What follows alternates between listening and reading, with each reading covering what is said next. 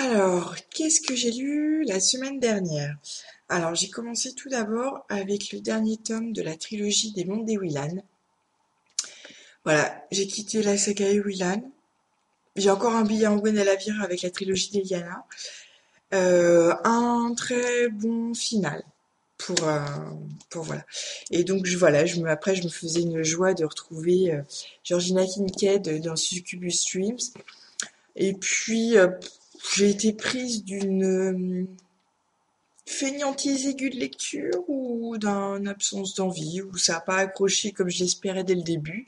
Et donc du coup, voilà, j'ai été quelques jours sans vraiment ouvrir mon bouquin. Bon, finalement très très rattrapé ce week-end, même si voilà, j'ai pas pu faire du coup tout ce que je souhaitais. Mais donc voilà, une semaine de lecture qui aurait pu être plus dense que ça, mais voilà. Alors, ce que je suis en train de lire pour cette semaine. Pièce I Love You de Cecilia Ahern. C'est mon premier livre de cet auteur. Je suis très contente d'avoir trouvé la version poche de ce roman avec l'illustration de Pénélope Bagieux. Voilà, que j'aime beaucoup. En plus, les couleurs sont punchy pour les yeux, ça réveille. Euh, donc voilà, c'est une romance, c'est une belle histoire d'amour.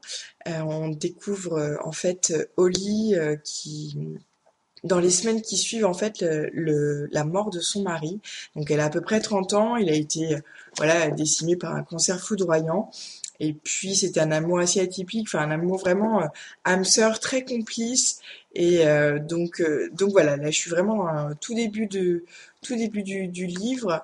Enfin donc on alterne entre le présent et voilà le constat de ce qui peut arriver après un décès d'un proche, c'est-à-dire une forme de laisser aller pour soi et pour son environnement et son rapport aux autres.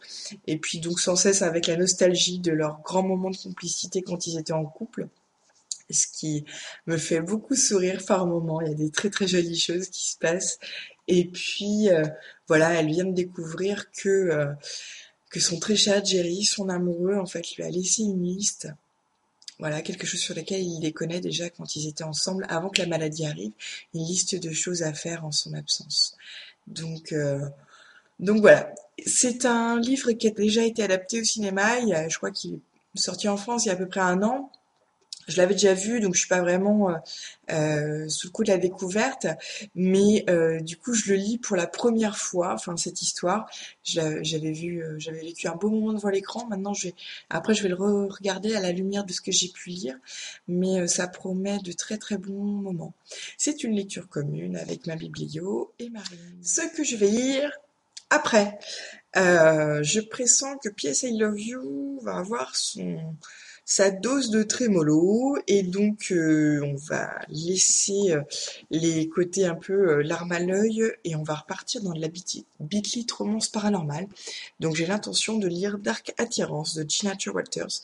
Il est arrivé il y a déjà quelques semaines dans la palle et voilà, ça y est, enfin j'ai le temps de le lire, donc j'ai très envie de me plonger dedans.